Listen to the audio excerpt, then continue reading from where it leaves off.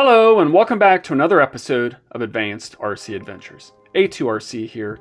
This is a channel where we investigate, explore, build and explain, upgrade and advance Nitro RCs to another level. Come start a new adventure with me. Today we have a fun adventure that's going to involve our 12TZ OS Max engine that we recently took a look at on one of our engine overviews. If you're curious about that, feel free to go check it out at a different time. Today we're going to be doing a setup type of adventure. We have a bump start flywheel. This is one of the vintage lightweight HPI versions. We have a 2-speed clutch bell. This particular one is a 1320. That means that this particular pinion is 13 tooth and the larger second gear is a 20 tooth. We have some heat sink, low profile bump style aluminum engine mounts for this particular engine. We're getting it ready to go inside of a build. So let's talk about these components and do a little install along the way. I think a good place to start, if any, would be our engine mounts. These have been cleaned up, threads have been chased. We're gonna go ahead and install them onto our engine mount flange here on both sides. Use a little blue Loctite to get them tightened up and ready. I like to use blue Loctite here. The easiest way that I've found, so you don't put too much on but just the right amount, is you put a little bit down on a clean surface, make a little puddle. You can do it on a plastic bag or whatever you want. And you take your bolts. These are M3 by 10 millimeter bolts. These use a 2.5 hex, just like this. And when you have the head on, especially with some particular models, it's good to use a ball hex so that you can miss this portion of the area even with those cutouts and reach down inside at a bit of an angle to get these bolts tightened up. So we'll take our ball hex here, dip it in a little bit here, put it down inside the hole. We take our engine mount. On these particular engine mounts, if you're not aware, they have a little bevel or a chamfer here on the side, and that's to help when it tightens up in the corner, has enough relief so that it can tighten up flush with the bottom of that engine mount flange. So we have our Loctite on the bolt. Let's go ahead and get this started. I don't like to tighten it down all the way, but I'll get it started, but it's still loose so that I can get the other bolt in. It's easier to align. So we'll take our other M3 bolt, put a little Loctite on there, put it down inside that hole, and go ahead and screw that in. Now that both of them are in, we can go ahead and tighten them up here. If you need to, want to, or if you have enough space, you can take a normal one as well, but you gotta make sure that it's at a good enough angle that it's tightening down on that bolt. So using the ball and giving it a very good tighten is all you need to do. So that effectively installs that engine mount.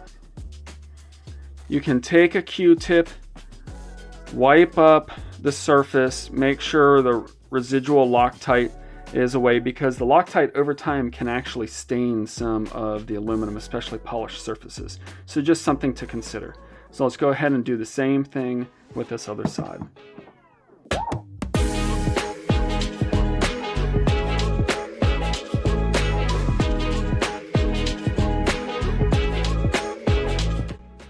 Notice there's that residual blue Loctite on the Q-tip. Just a little bit of easy cleanup. So when this goes in the build, I don't know if I'm going to keep this rotary carb on or not.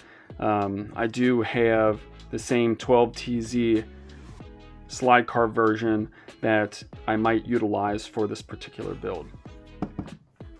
All right, so next let's go ahead and talk about flywheels a little bit. Every model has its own kind of unique features, but they're all relatively the same. This particular one is an HPI version that will eventually go onto a 10th scale Nitro RS4, and we use it here on a standard shaft. It goes on here, is tightened up with our pilot nut, and we'll talk about a couple different things. In between the flywheel and that front bearing, we generally like to use some kind of spacer. This spacer, at the end of the day, helps to move further or closer away that clutch bell to help align with the transmission gears and the mesh. So when we go ahead and first assemble our flywheel and clutch assembly, we do not put Loctite yet on these threads. We put on our spacer. You generally can start with one.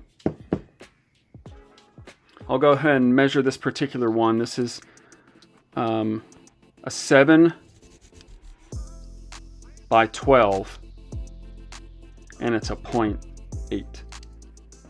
If you find yourself when you're doing your final adjustment before you lock everything down that it needs to be slightly bigger or slightly longer, maybe you have to double this up, but you can also sand these down to get them to a specific thickness that you need.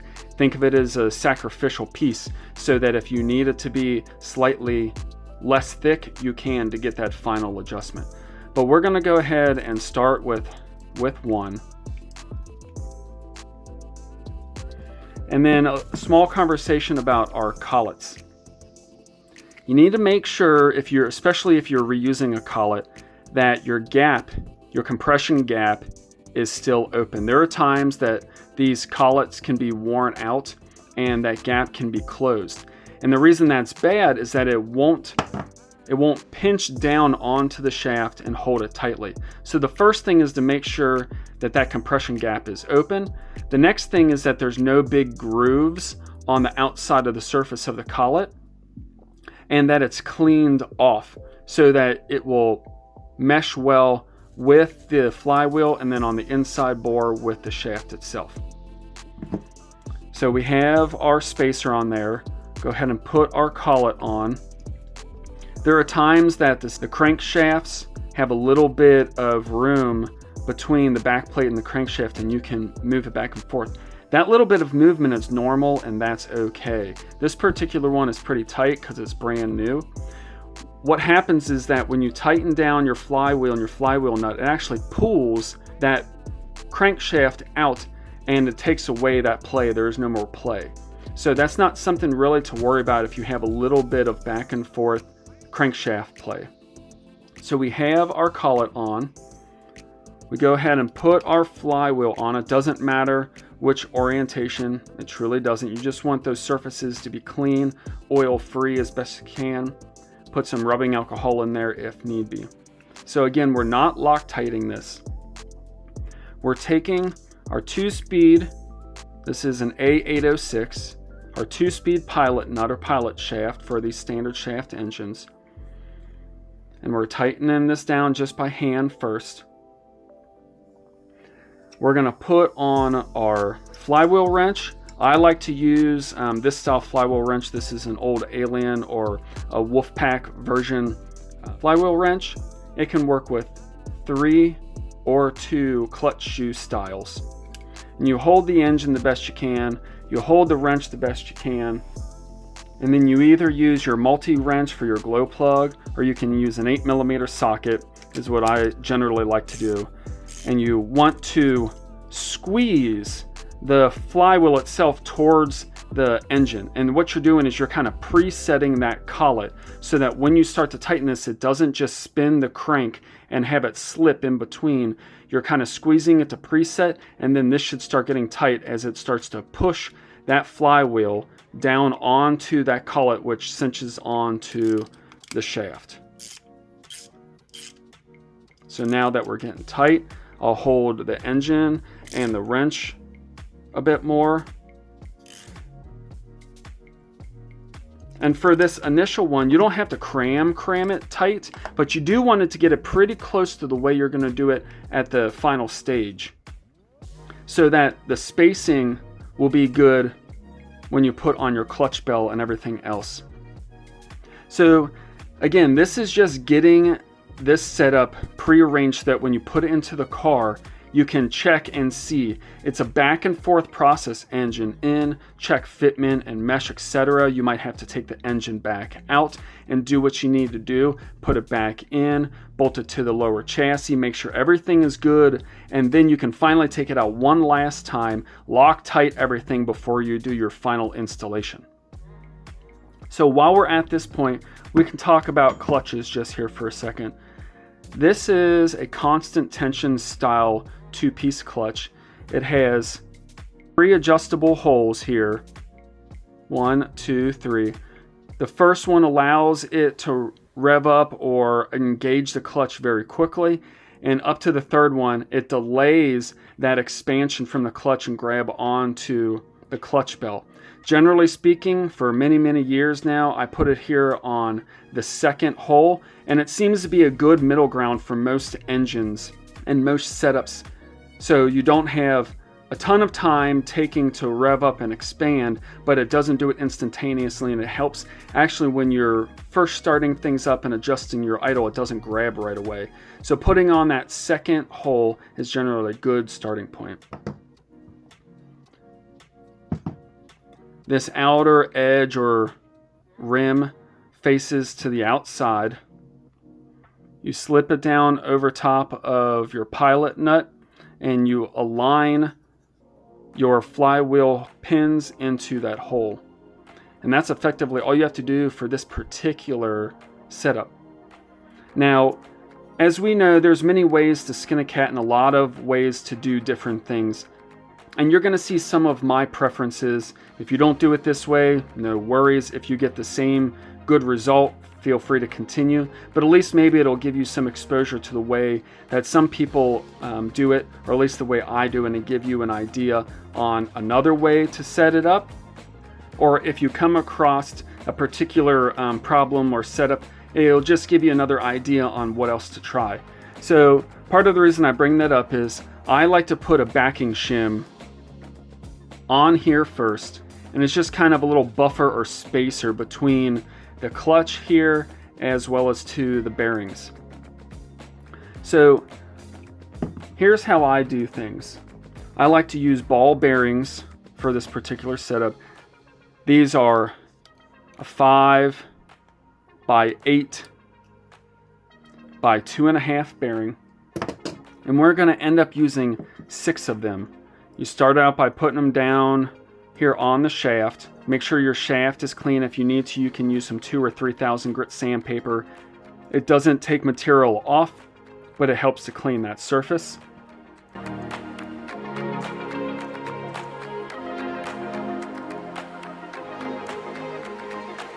So we have 5 bearings on that shaft with a little bit of reserve.